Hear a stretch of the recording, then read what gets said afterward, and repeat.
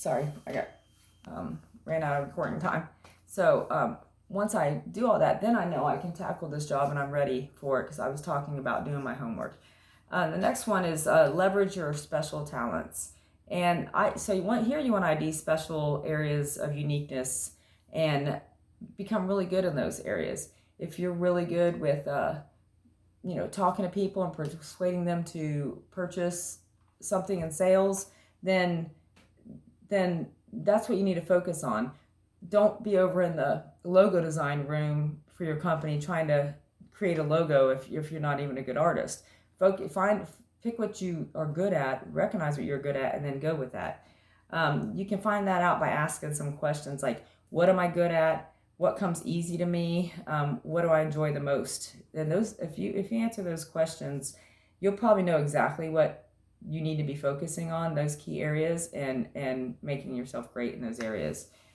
Next principle is identify key constraints. So with everything you try to progress through, you're going to have bottlenecks and you're going to have constraints that are put onto you. Identifying those before you start a job makes the job go way faster. So if you can focus on, like when I do a job, I think of everything. So a van, for instance, I'm going to have to jack up the van. I'm going to take the tires off. What's my constraint? If I need a part, I have no vehicle. So what do? I ask Mom the night before if I can borrow her vehicle and have it on hand, have it there, ready to go. So if I do need a part, I don't have to put the tires back on, drop it down, go get the part, come back, put it back on, jack it up. I can jump in my mom's vehicle and go. I identified that as a constraint the night before, and I made plans and prepared to have that constraint alleviated by borrowing my mom's vehicle, and that saved me hours of time. Okay? By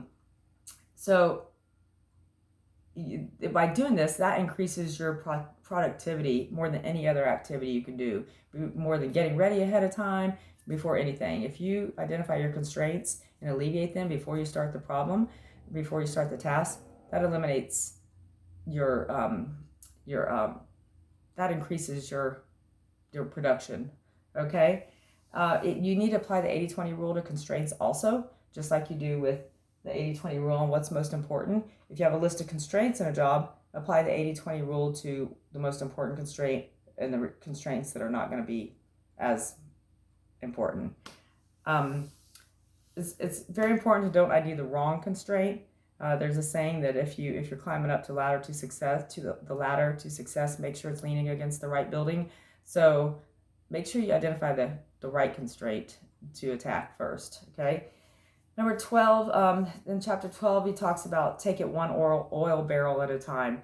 And this is when you have big tasks. If you have a huge task, sometimes it's overwhelming and you need to take your mind off